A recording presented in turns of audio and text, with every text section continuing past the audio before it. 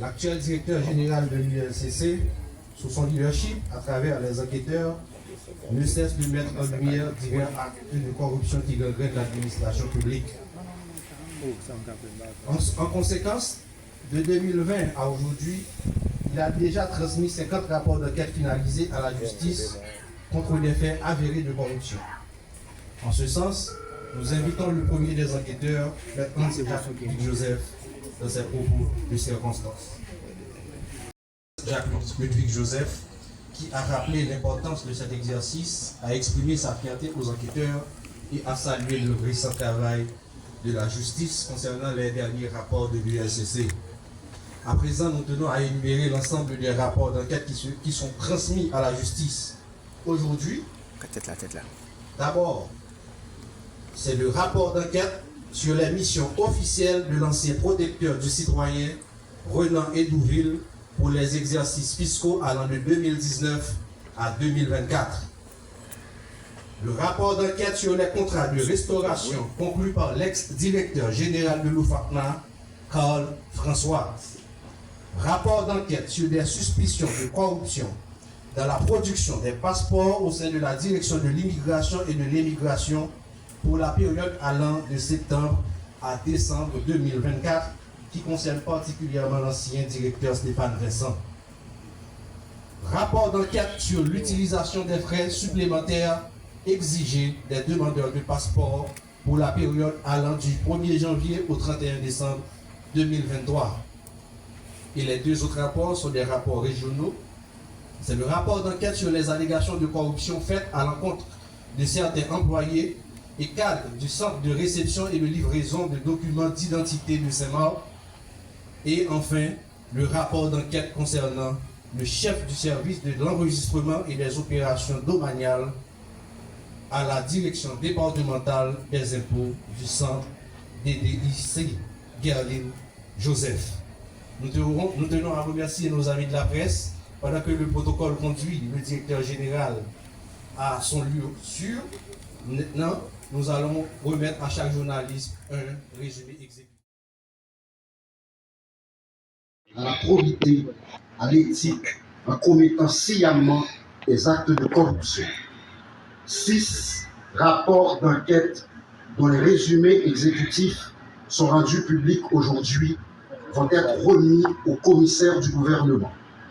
Il s'agit des dossiers de l'ancien directeur général de l'OFACMA, de l'ancien protecteur du citoyen, de l'ancien directeur de l'immigration et de l'émigration, des cadres de la direction de la DIE et des centres de réception et de livraison des documents d'identité et d'autres fonctionnaires dans les régions. Ils sont reprochés des infractions de détournement de biens publics, d'abus de fonction, de passation illégale de fonds, de faux en écriture publique et d'usurpation de titres.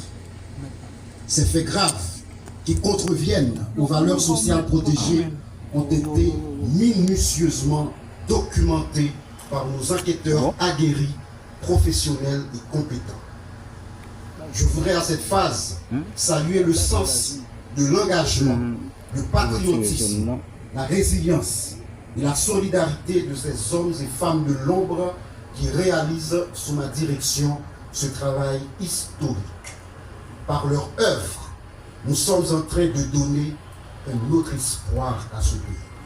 Ils font partie de ce groupuscule qui brandit très haut et avec fierté l'honnêteté et l'intégrité de la vie publique. De tels résultats, par ailleurs, ne sauraient être possibles sans le soutien combien précieux de nos partenaires techniques et financiers, notamment l'ONUDC. Leurs experts forment régulièrement nos enquêteurs qui sont plus que jamais mieux outillés pour conduire cette lutte acharnée. Je veux les remercier en ce sens. Par ailleurs, l'ULCC veut saluer dans ce contexte très difficile les récents efforts de la justice dans certains dossiers de corruption qui tendent à lancer des signaux clairs de l'existence de magistrats qui ne s'alignent pas dans cette tendance générale de banalisation de normalisation et d'institutionnalisation des actes de corruption. Il est plus que jamais nécessaire que ce bras technique mais autonome que nous sommes pour la justice, qui doit certainement rester indépendante, soit plus sollicité, car ce domaine est complexe et spécialisé. C'est d'ailleurs dans cette compréhension que l'État haïtien a créé l'unité de lutte contre la corruption. Par ailleurs, je note avec espoir la publication récente du décret portant création du pôle judiciaire spécialisé qui traitera des crimes financiers. Je porte aussi l'espoir que ce pôle sera rapidement rendu opérationnel et doté de ressources suffisantes et de magistrats compétents spécialisés en la matière et notamment reconnus pour leur intégrité et leur impartialité.